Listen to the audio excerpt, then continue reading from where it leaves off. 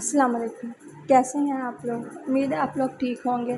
जैसा कि आप जानते हैं, हम लोगों ने 9th क्लास की केमिस्ट्री का first chapter fundamental of chemistry start किया हुआ है।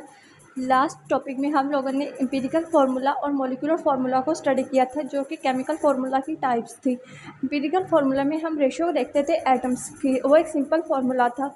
और जो मॉलिक्यूलर फार्मूला था उसमें हम लोग एक्चुअल नंबर ऑफ़ एटम्स देखते थे कि totally actual number of atoms present कितने हैं।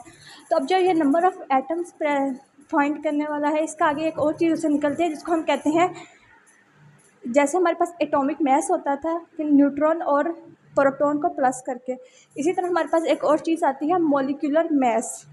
तो मॉलिक्यूलर मास बेसिकली होता क्या है, हमें पता है कि जो एटम्स मतलब कि जो मॉलिक्यूल्स होते हैं वो कम्बिनेशन होते हैं किसका, एटम्स का।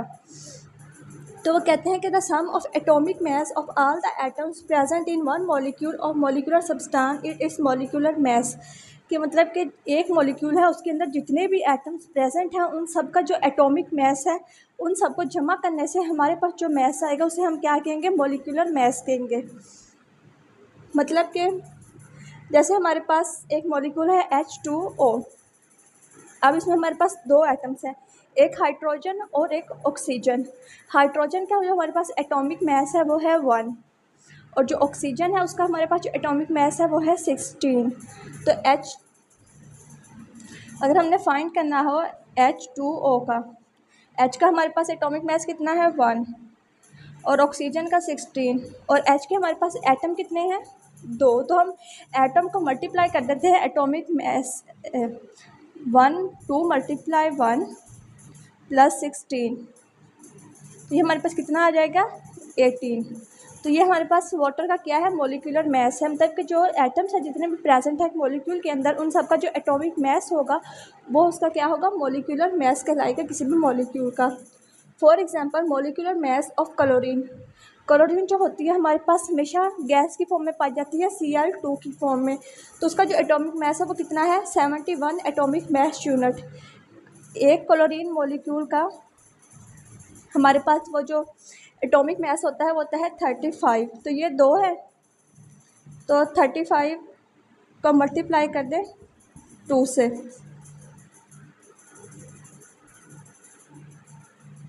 2 3 × 6,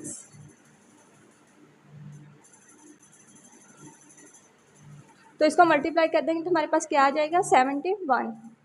आगे वो कहते हैं कि जो हमारे पास एटॉमिक मास है वाटर का वो है 18, और जो इसके अलावा कार्बन डाइऑक्साइड का है वो कितना है 44 atomic mass unit. Carbon dioxide का उन्होंने कैसे फाइंड किया है, कार्बन का कितना होता है 14, प्लस ऑक्सीजन के कितने एटम्स है 2, तो वो मल्टीप्लाई कर देंगे हम ऑक्सीजन के एटॉमिक मास से। तो ऑक्सीजन का होता है 16, 14 प्लस 16 2 ज़ा 32, इन दोनों का जमा किया तो आया 44 एटॉमिक मास यूनिट। इन सब के जो एटॉमिक मासेस है आप सबको याद करने पड़ेंगे 1 बाय 1। जैसे क्लोरीन वगैरह का जो कॉमन है उनके तो आपको मस्ट याद करने पड़ेंगे। जैसे क्लोरीन का होता है 35, हाइड्रोजन का 1, ऑक्सीजन का 16, कार्बन का 14, क्लोरीन 35। इस तरह आगे उन्होंने हमें एक एग्जांपल में नाइट्रिक एसिड का कैलकुलेट करने का प्रॉपर तरीका बताया हुआ है। आइए वो तरीका देखते हैं। सबसे पहले उन्होंने हमें कहा कि जो केमिकल फार्मूला है वो क्या है, HNO3।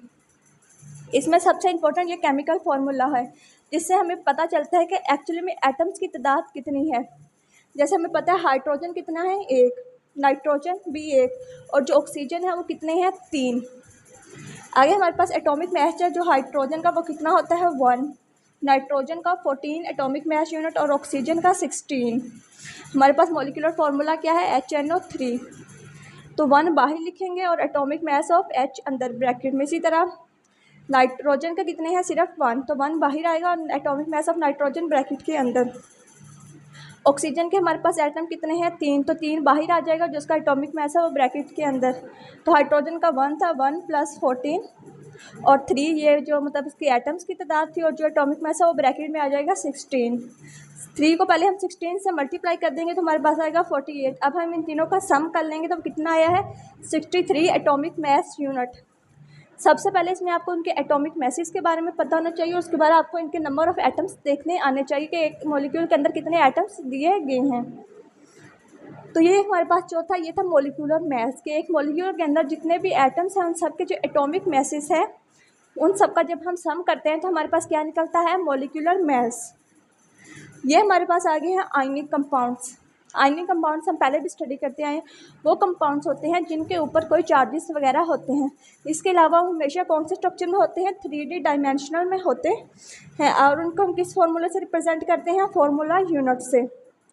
और इनका जो मतलब कि मास होगा उसको हम क्या कहेंगे, formula mass. In such cases the sum of atomic mass of all the atoms present in one formula unit of substance.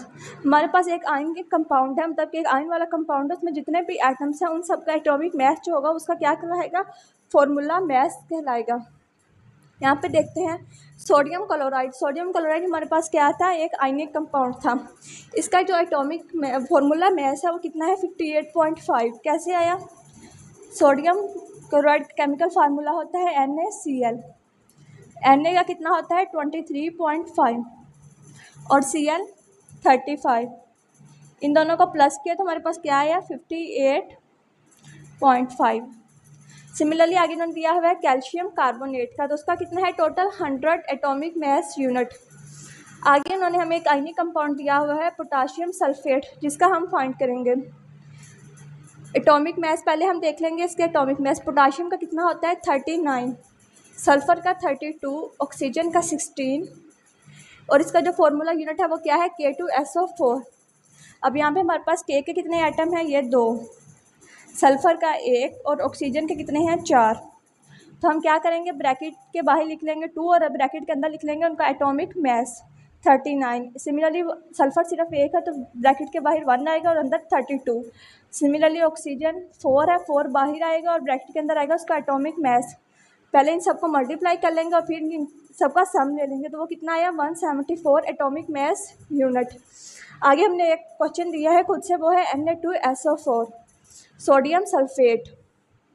तो हमारे पास जो एटॉमिक मास होता है सोडियम का वो कितना होता है 33.5 और सल्फ़र का होता है 32 और ऑक्सीजन का होता है 16।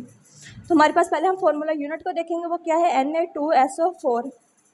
तब Na के भी 2 हैं, S का 1 है और ऑक्सीजन के कितने हैं 4 हैं, 2 1 4।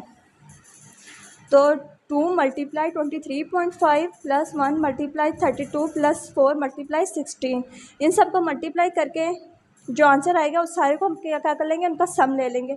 तो वो कितना आया 143 एटॉमिक मास यूनिट। तो ये हमारे पास सोडियम सल्फेट का क्या आ गया, फॉर्मूला मास आ गया। इस तरीके से हम लोग मॉलिक्यूलर मास या फॉर्मूला मास कैलकुलेट करते हैं। इसके अलावा आपको अपनी एक्सरसाइज या बुक वगैरह में इसके काफ़ी क्वेश्चन मिल जाएंगे। ये आपसे एग्जामिनेशन में शॉर्ट क्वेश्चंस में आ सकते हैं या MCQs में भी आ सकते हैं। ये आप जितनी प्रैक्टिस करें आपको वो उतने ही ज़्यादा आएंगे। अगर इनके एटॉमिक मैसेज वगैरह की बात है तो आप लोग इसके एटॉमिक मैसेज नेट वगैरह से भी देख सकते हैं या ChatGPT से या व्हाट्सएप से कहीं से भी देख सकते हैं। अगर आप लोगों को कोई भी क्वेश्चन वगैरह पूछना हो तो आप कमेंट बॉक्स में पूछ सकते हैं। Thank you.